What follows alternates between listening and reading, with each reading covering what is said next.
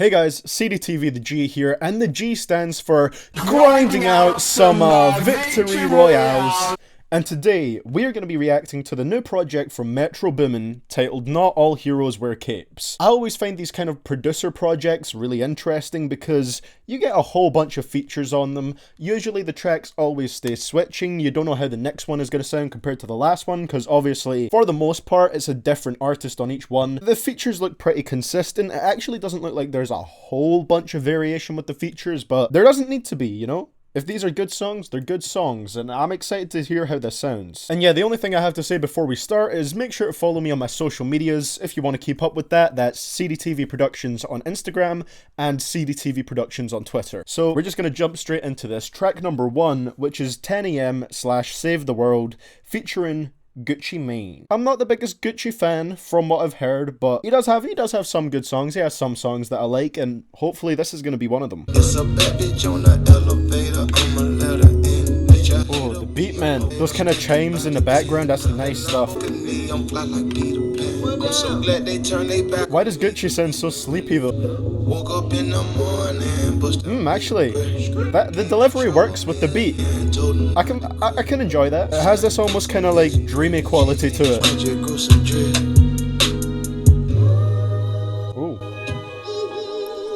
Oh, is this the same track? Okay. You guys already know I love kind of like soul samples.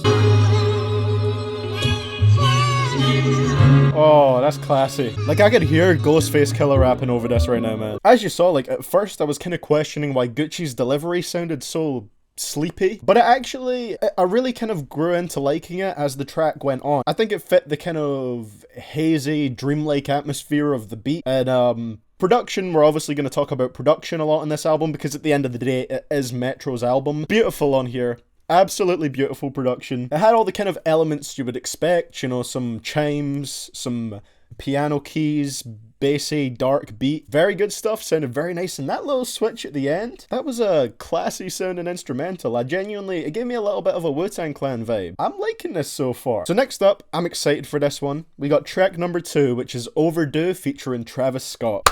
Big boy Travis, one of my favorite artists out there right now, easily. There is a lot of Travis on this album, so hopefully he sets the tone off good here. I wonder how Travis is going to sound over this, or is it going to change? Overtime and overdue. Ain't no sleep, that is on news. Overuse myself, I feel I overdid myself. I overdid myself. I like this. Only we drink, leave us a mess. Down on my drugs, that is on news. Oh. He's got a lot of kind of cinematic elements to the production on this so far.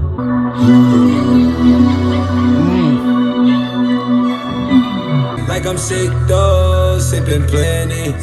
We been outside, going in. Oh, okay. Bang out. Oh, and that leads right into the...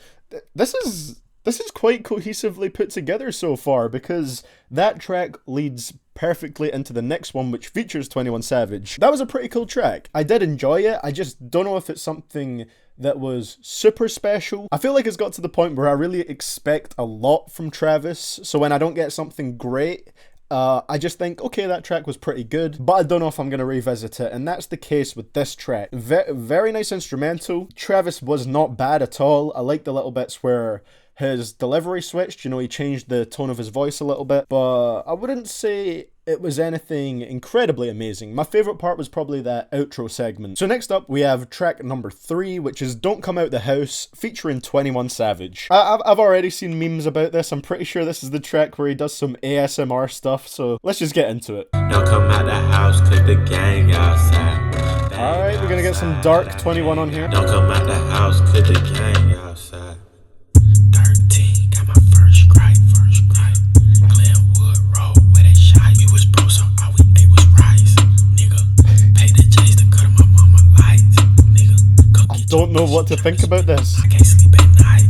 Nigga, y'all must thought that. Oh, there's the switch. Whole time. 21. I ran out of weed. I sent your bitch out of town. Okay. 21. Levi jeans, low self-esteem. He on black people meat. 21. Look like Maya, she's on fire. Who got the key to my G? Straight up. I don't make jingles. Straight up. No, you do not. Back to the whisper flow. Whisper flows can sound pretty cool, but this one's just making me laugh. Like, I feel like a whisper flow works for fun tracks, such as Do-Rag Flows by Ski Master Slump God. He has a great whisper flow on there. Or more kind of intimate tracks like Play by David Banner, or that Yin Yang Twins song, I can't remember what it's called, sorry. But when it's a track where you're trying to sound really sinister and menacing, it doesn't work as good on those tracks. So I think that's why it sounds kind of funny here, rather than actually intimidating.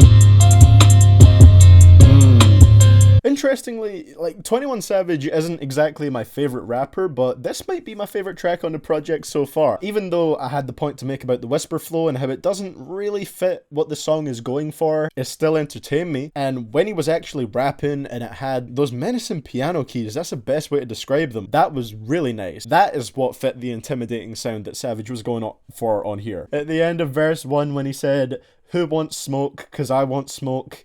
I had a wet dream about beef." Taken out of context, you could really make that sound like 21 Savage has a thing for cows, but he had a wet dream about people like shooting each other? 21. It's a bit weird, fam. Alright, let's hop on to track number 4, which is Dreamcatcher, which features Swae Lee and Travis Scott. So another one with Travis already. Let's hop into this one. Hypnotize me with that motion. Oh. Might even provoke me. Dreamcatcher with I. When I pull it up, I don't measure. I really like this sound. All of a sudden. You did not just say you love me 5 ever. If a word starts with 4, you can't just say, oh, the next best thing must be 5. Fornicate, let's 5-acate. Go buy the new upgraded version of forceps, we got 5-seps. There's so many trees in there, that's not a forest, that's a 5ist. Foreskin boy, I got 5 skin. Basically my point with that whole thing is, don't say 5 ever, Swae Lee. Thank you. See my diamonds, can you say wet dream? What is it with wet dreams on this album? Is that a theme here? Dancing in the strobe lights. Oh. With your eyes on me. I love Swae Lee's falsetto. No, not November failed already, boys. I can take your call and need FaceTime. We got some high-pitched Travis Scott too. The baseline. She just treat the dick like a jet ski. I know what you're into. Oh. I know what you're into. What a combo, man. I want to hear more Travis Scott and Swae Lee tracks now. I saw some people say that they were let down by this project, and I know I'm only 4 tracks in, but how? This is now my favourite song on the album so far. Swae Lee's vocals were beautiful, the beat was very simplistic, and like I said, a lot more kind of dark than we're used to hearing Swae Lee singing over. And that little bit like after the verse, where his voice went super high-pitched, beautiful, it just sounded so nice. And then Travis Scott as well, I liked his delivery on here, it was a lot more notable than it was on Overdue. Oh boy, I am enjoying this project so far. This is the first song that's got me really drawn in, but overall, none of the tracks have been bad so far. So let's hope that carries on. We got track number 5, which is Space Cadet featuring Gunna. Now, if you got the chance to watch my Drip Harder reaction before it got blocked worldwide by UMG, you would know that I'm not the biggest fan of Gunna. I see him pretty much as a Young Thug clone. So who knows, this might be the first track I dislike on here, but hopefully Gunna comes through with some flames. Smoke a lot of tree, need a weed plant. I did take a lean where the lean at. Pocket full of blue cheese and some green relish. I'm a psycho for these hunters, got a cash fetish. He does sound better on here. He still does sound like Young Thug on this track, but he does sound less boring on this track, I guess. I be if you don't want copy visit day, yo. Ain't stingy, my bro gonna get a payroll. Is that Travis now? Got Travis on the outro of this now. He's all over here so far. Okay, that wasn't too bad. Probably, again, my least favourite track so far. I still don't find Gunna super enjoyable to listen to. I don't think he switches his flows enough to keep it interesting. I feel like once he settles into a flow, he really kind of sticks with it, which was kind of started to become an issue for me more as this song went on. You know, the more it went on, the more I was like, okay, his flow just sounds really samey. You know, it's definitely a listenable song and it didn't bore me, just my least favourite so far. So let's move on to track number 6. We have another 21 Savage feature on here. This one is called 10 Freaky Girls. We're gonna hear 21 Savage over this? Okay. In peace, may you rest. That changed up. Not chuckers, these chests, nigga. Ooh. I flooded out my paddock with a So Flo Antonio, anyone? Leave a thought, bitter. Get your block hit up. Oh, you think you in a group? Get that shit split up. Tryna suck me laying down, I make that bitch sit up.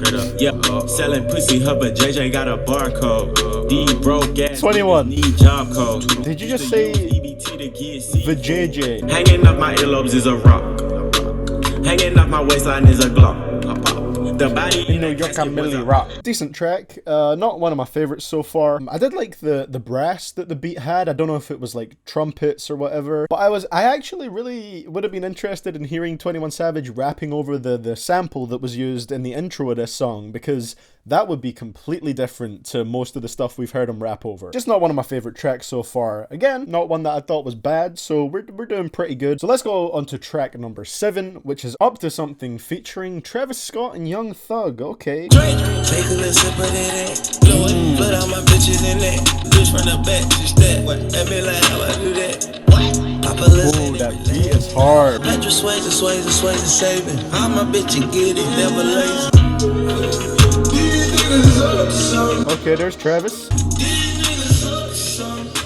Is that the end of the track? I was expecting more Travis on that track. It's weird how he was listed as a feature when he provided like one line to the song. Like he did that on other tracks on this album, but he wasn't listed as a feature. So I don't know why he was here. I expected him to be a lot more prominent. This probably had the hardest beat on the project so far. This shit was hard hitting. So I really like the instrumental on this one. And Young Thug is an artist that is very difficult to get bored of, I guess, because he's so unpredictable with his vocals. Now, he didn't do anything too crazy on here. There's some tracks where he just goes completely insane with his vocals. He didn't exactly do that here. So yeah, basically to sum that one up, wish we got more Travis on it. I think it would have been cool if he got a verse or something, but it was still a cool track. It was still an enjoyable track, and that beat was knocking. So next up, we have track number 8, which is Only One Interlude, featuring Travis Scott yet again. This is basically a Travis Scott project at this point. A Travis Scott and 21 Savage project. Oh, this is some Kanye West 808s and Heartbreaks type stuff. Those pianos, man. Goddamn Metro. Oh, was it? We switched up to the next track, I didn't even know. That was a cool little interlude. Very, very, very reminiscent of 808s and Heartbreaks by Kanye West. There's no doubt in my mind that this was really inspired by that, because it sounds like, honestly, it could be something directly off of it. It's the same type of autotune singing, similar type of production, even the same kind of flows that Kanye would use on there. But I thought it sounded very nice. It was just a very kind of relaxed interlude. Very short, so there's not much I can say about it, but it was a nice enough interlude. And again, it transitions very smoothly into the next track. And honestly, the fact that it sounds so much like 808s and Heartbreak doesn't necessarily bother me on here, because the track itself does sound pretty good. Like, I could listen to this over and over again, I think. Let's move on to track number 9, which is titled Lesbian, featuring Young Thug and Gunna. So basically, Young Thug and Young Thug. They rolled it two-tone like the president. Ain't been no back and forth ever since. Yeah. Took the bitch on the trip, now she feeling me. I should've learned my lesson there. I didn't wanna keep going, I was hesitant. I try to ignore. I love when beats just kind of break down like that and get a bit more of like an atmosphere to them.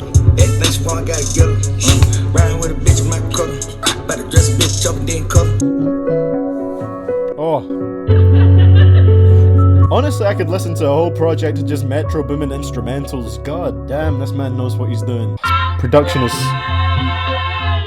Oh, I'm excited for the next track. We got a sample of Wu-Tang Clan Tears, or the sample that song used. As for that track, I think the thing with that one was I liked the beat more than I liked anything else. Gunna and Young Thug didn't bring anything that was particularly exciting to this track for me, but the instrumental was great on this one. I really liked the production from Metro on here. It was great throughout the song, it was great on the outro, it was just great all around. I really feel like it could have went somewhere more interesting with what the chorus said as well, because, you know, it started off with, I fell in love with a lesbian, came to knock on your door, baby, let me in, I should have learned my lesson then, I didn't want to keep going, I was hesitant. Basically, the hook set this song up to sound like it was going to have a little bit more of a theme or a story than it actually did. When we got into the verses, it didn't really stick to that too much. Gunna kind of did a little bit. Young Thug didn't stick to it at all. So maybe am I actually feeling like Gunna outperformed Young Thug on this song? I think he might have done. Not one of the highlights from here in my opinion. So next up,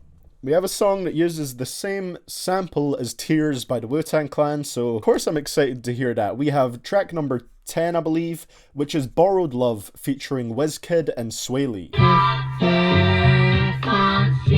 Wonder how this is gonna flip though.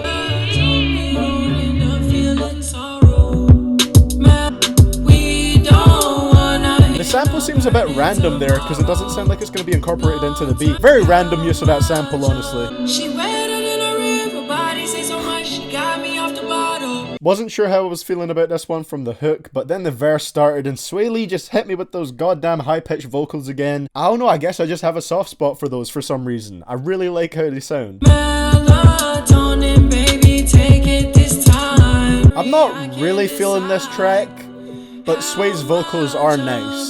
Send me one vibe and replay, leave it up crazy, love it. Oh, I just kind of noticed those strings on the beat there. Those sound really nice. So yeah, like I said for that one, I think Swae Lee's vocals were really nice on it. Wizkid was pretty nice on it, but just overall as a whole track, I wasn't feeling it too much. It just sounds like that really kind of typical club song type thing. It's almost gotten to the point where typical club song vibe featuring Swae Lee is becoming its own genre. Sure, if it comes on in a club, I'm gonna like it in that environment, but just listening to the album, it's whatever, you know. So let's move on to track number 11, which is Only You featuring Wizkid, Offset, and J Balvin. I feel like Offset is a little bit of a weird one to throw in there. Like Wizkid and J Balvin, okay, I could see them going together, but then you throw in Offset. That's an interesting person to throw in there, but let's see how this one sounds. We got another club song already. It's kind of a dance hall sound.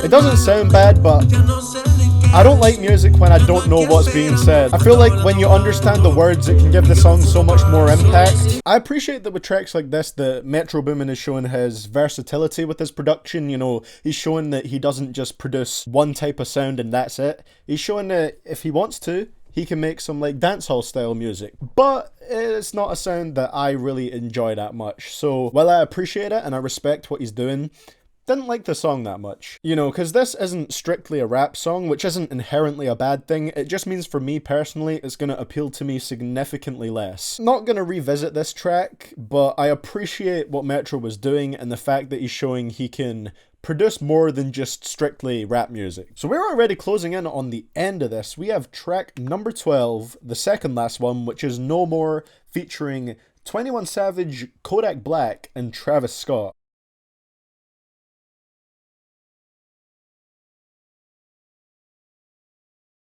Okay, so straight off the bat, I just have to say 21 Savage was the highlight of that song. That was a fantastic verse he dropped in on here.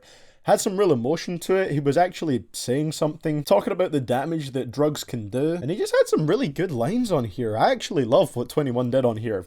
Great verse from him. As for Kodak, he was pretty nice, but again, he's just not a rapper that I really enjoy. It's really difficult for me to get past his voice. It's just something that I don't really like. But he did okay on here. And Travis didn't have a huge contribution, but he did like the intro and the first chorus. And it sounded pretty cool, pretty atmospheric, but definitely 21 Savage killed it. I thought it was a pretty damn good track, and I liked how for the last chorus on the song, they all did a bit of it, you know, first it was 21, then Travis, then Kodak. So now, we're moving on to the final track of the album, a track which I have heard, but I can't actually remember what it sounds like. I've only heard it a couple times, because this was released a while ago. We have No Complaints featuring Offset and Drake. For what you think? Yeah, I don't remember this track at all. Draco by me cause I keep it in reach. No nigga didn't do that shit like that boy me. That's word on the street, let me preach, let me preach. Fuck a delay. They gotta pay. Like it's back in the day. Drake coming through with that kind of confident sound, I like it. Ooh. okay, that wasn't bad at all. I think it was kind of weird to have this track as the outro, not only because Metro has released it before, I think over a year ago, but also the fact that on the previous track, No More, the little kind of skit at the end directly referenced the album's title, so I think that would have been a good way to close it. That's not me saying I dislike this track, I just think No More would have been a much more suitable closer than No Complaints. This song is decent, it's an enjoyable banger. It wasn't a track with a whole lot of life to it, which I think made me enjoy it a bit less. That's what I think of that. So, overall, how do I feel about Not All Heroes Wear Capes by Metro Boomin? Well, I'd definitely say that the first half of this album definitely has more enjoyable tracks than the second half does.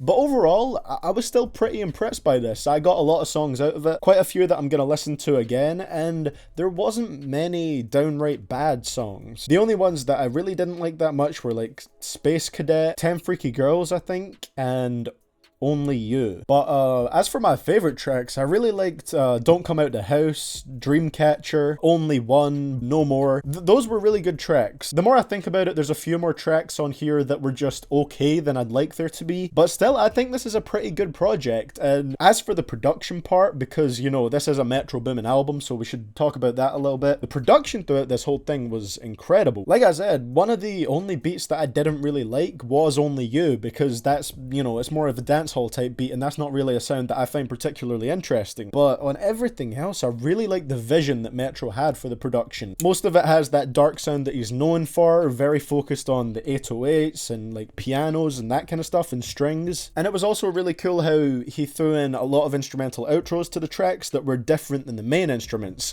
and also the way some of the tracks transitioned onto each other.